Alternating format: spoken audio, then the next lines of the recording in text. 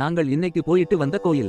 இக்கோயில் திருவள்ளூர் மாவட்டம் பொன்னேரி தாலுகாவில் உள்ள ஞானிறு என்ற கிராமத்தில் அமைந்துள்ளது. இது நவகிரக ஸ்தலங்களில் ஒன்றாகும். இக்கோயில் சூரிய பகவானுக்கு அர்ப்பணிக்கப்பட்டுள்ளது. இங்குள்ள மூலவர் சிவனின் அவதாரமான புஷ்பரதேசுவரர் ஆவார். கருவறைக்கு அருகில் சூரிய பகவான், கால பைரவர் மற்றும் உற்சவர் நடராஜர் ஆகியோரின் விக்கிரகங்கள் உள்ளன. முற்காலத்தில் ஒரு சோழ மன்னன் இந்த இடத்திற்கு வழிதவறி வந்து அங்கு ஒரு தாமரை மலரை கண்டு அதை பறிக்க விரும்பினான். ஆனால் பலமுறை முயன்றும் அவனால் முடியவில்லை.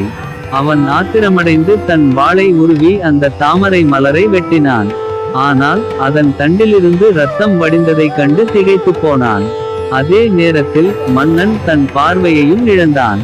தன் தவறை எண்ணி வருந்திய அவன் சிவனிடம் பிரார்த்தனை செய்து மன்றாடினான்.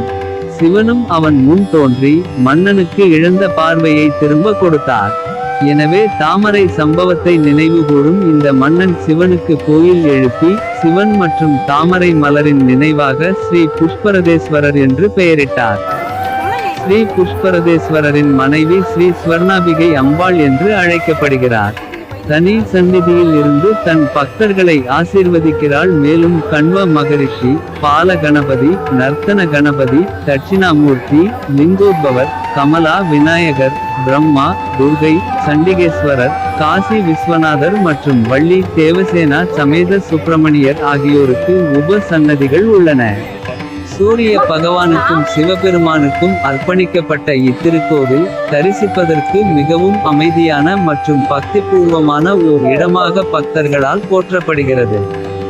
இங்கு நிலவும் அமைதி மற்றும் நேர்மறை அதிர்வுகளையும் அழகிய தாமரை தடாகம் மற்றும் திருவோடு மரத்தையும் அவர்கள் சிறப்பாக சுட்டிக்காட்டுகின்றனர்.